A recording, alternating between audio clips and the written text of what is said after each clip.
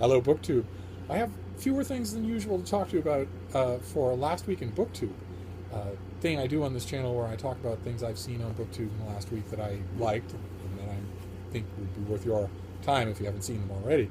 And the reason there were fewer things is because they were crowded right off the stage by two developments. One in the book world, being Colson Whitehead getting chosen for the Oprah Winfrey Book Club, which is fantastic news. He's a wonderful author, and now hundreds of thousands of people are going to know about his name and maybe even be tempted to read his books who had never heard of him before. So that's just marvelous. And then the larger thing, the BookTube thing, was the appearance of Harry Potter and the Cursed Child, a play based on a story idea by J.K. Rowling, John Tiffany, and Jack Thorne. The play is on and in London's West End, but it was the appearance of more Harry Potter stuff.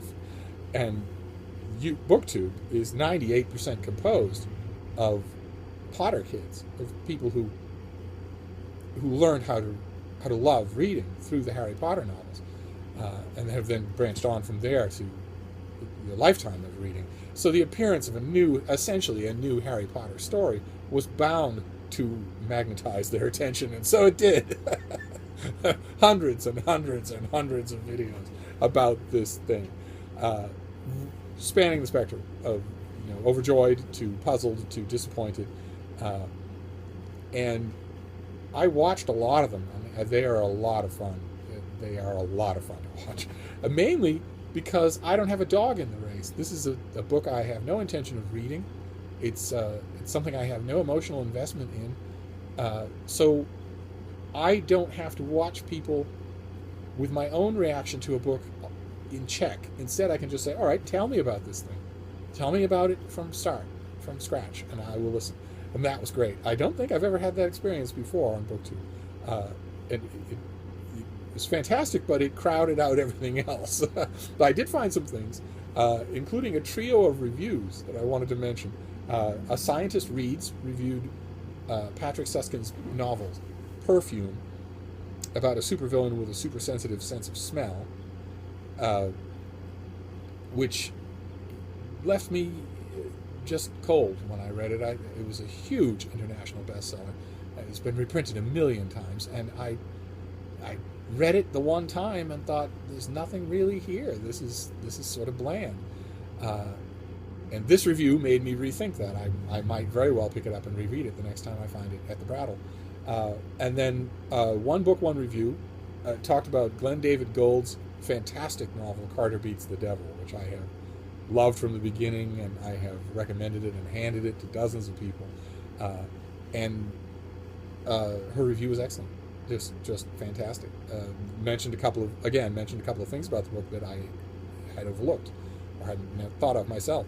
And then Dee Dee at Brown Girl Reading did a review of Jonathan Odell's The Healing, which is a book that I disliked when it first came out, and her discussion was incredible. So thought-provoking, so insightful, that I may pick the book up again. Again, those two, Perfume and The Healing, I may, the next time I see it at the Brattle or the Goodwill, I'll almost certainly grab it, just on the strength of these videos alone. So there you have a review of a book I disliked, a review of a book that I didn't think anything of one way or another, and a review of a book that I liked. And I loved all three videos, and that becomes important a little later on. But first, Strip Cover Lit, the guys at Strip Cover Lit had a full week of videos. They also did, one of them was a very good discussion of an Emily Dickinson poem, which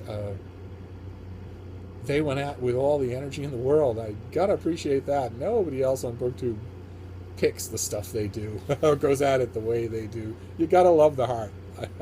I watched it, and I think I might watch it again tonight. Neil Griffiths did a 3-part series of thoughts on the Man Booker Longlist, judged from the standpoint of the book's blurb, the author's presence or history, if that's applicable, and the book's description on various internet book sites, and also like for instance on Amazon, if they give you a glimpse, the 3 pages or so, 10 pages or so of the book, that as he says in one of those 3 videos, he judged it, in other words, on exactly the kind of criteria that normal people walking into a bookstore would have. That's all they'd have to go on.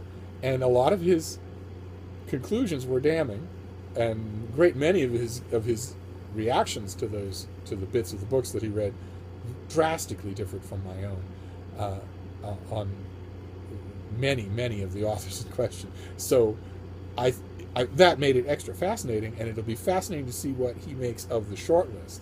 And I will certainly be responding to the shortlist myself when it's eventually published. But the best thing that I saw during the week was from Adam at Mementomori. He did a video called "White People Love Haruki Murakami," which started out as a review of Kafka on the Shore, but didn't last very long before it started expanding to the rest of the books of this author that Adam has read. He found them grotesquely undercooked and overrated, and he could have said a lot worse than he did about the massive cult of personality that's grown up around this third-rate punter in his own country and everywhere in the West. His video was gentle in its reproofs, and yet his video got dislikes. Everybody likes him, and this video got dislikes. And I'd be willing to bet he lost subscribers. When I saw that, I was reminded that Sam at Sam's Nonsense also got dislikes on a video that she made criticizing Harry Potter and the Cursed Child. And this brings me back to my earlier point about those trio of reviews, that we should be thrilled at intelligent discussion of books that we like that dislikes them. We should be thrilled at that. That is thrilling. There's no thermonuclear codes at stake here. There's no international brinksmanship over human slavery. These are books. It's thrilling to disagree about them. I don't understand why BookTube would appear to be having a problem understanding that. I understand that, for instance, with Harry Potter, there's a huge amount of emotional investment involved. I refuse to believe that's possible with Haruki Murakami, but either way, my reaction when I see a video that's attacking something I love, or, this is far more common, praising something that I hated, is to rub my hands together, is to sit down and say, all right, let me have it. Make your best case. Give me everything about what you think. Maybe I'm wrong. Either way, maybe I'm wrong.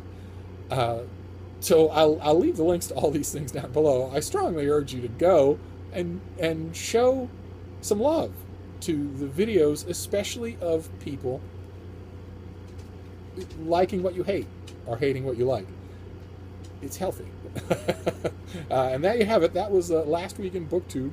I'm fairly certain that the Harry Potter and the Cursed Child meme will be back in even greater strength next week. I think this first batch was the diehards who read it right away. But everybody's going to read it, except me. So I might have more of that to account for next week, but we'll see. And I'll see you then. Thank you, BookTube.